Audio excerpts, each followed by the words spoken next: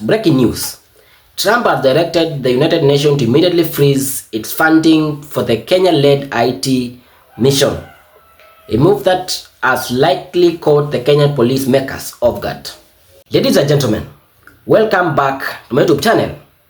Sometimes back, after William Ruto won the presidency in the 2022 general election, he commissioned our Kenyan police for a peacekeeping mission in Haiti, which was to be funded by the United States of America. At that time, Joe Biden was the president of the US, and they were in good terms with President William Ruto, and everything moved smoothly until last year November, when the US made a decision and they elected Donald Trump as their president. Our point of discussion today is going to be the Kenyan Haiti-led mission, which was funded by the US.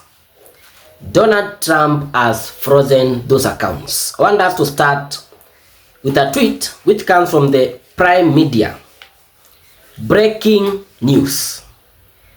Donald Trump and Elon Musk have officially shut down the USAID, the United States Agency for International Development. They believe that Africa and the other countries' leaders take billions and end up not even helping those that need the money. They use it for themselves.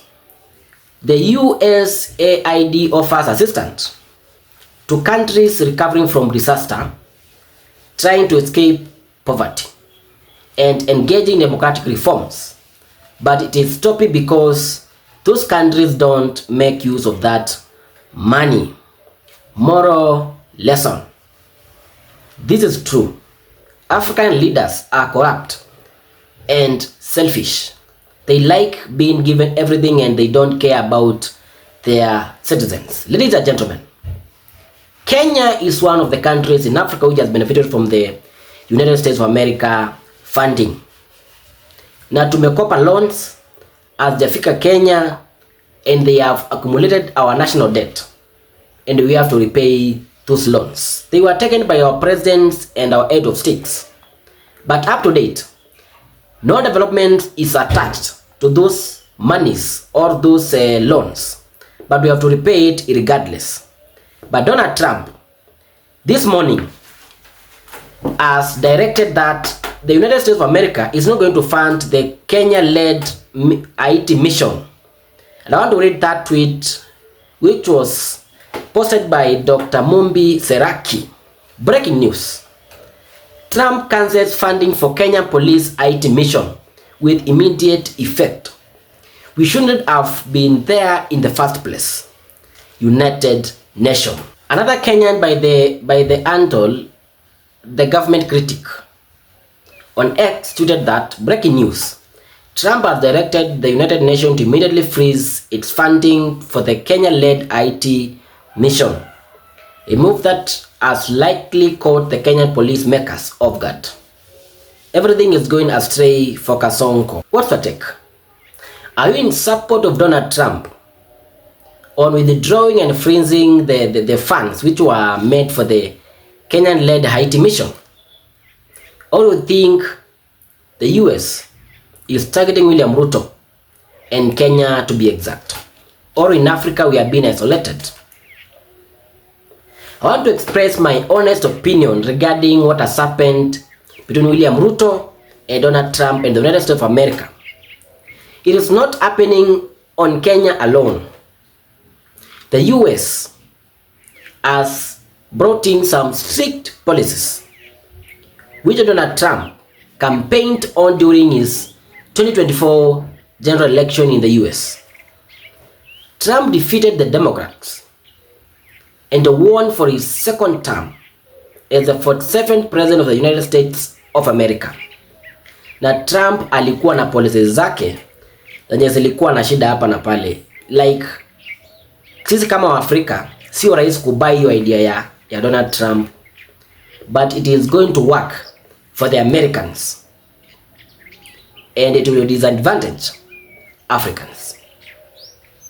More so Kenya, who was a very close ally and associate of the United States of America. I want you to imagine William Ruto alienda huko for a state visit, akatumia pesa mingi sana kuenda na private jet, akabeba ma-governors, akabeba hata watu wengine, government advisors and what, and our taxpayers money was used in that state visit in the United States of America.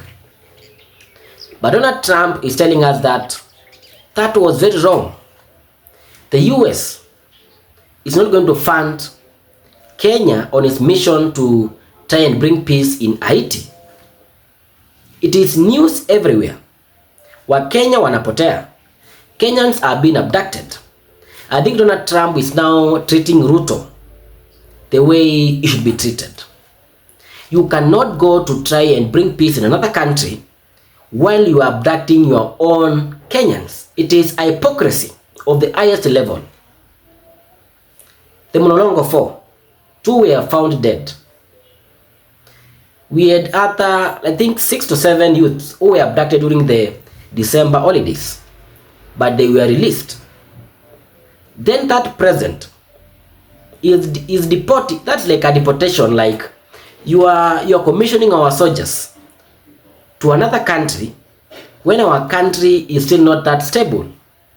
We have the issue with the bandits. Kuna shida ya bandits pale Baringo. Kumekuwa na another group, the Oromo group from Ethiopia. It's also bringing chaos in the northeastern region, and William Ruto is doing nothing about it. Personally, I support Donald Trump, and I know that is the best move for Kenya and Africa at large. There's something we call self-reliance.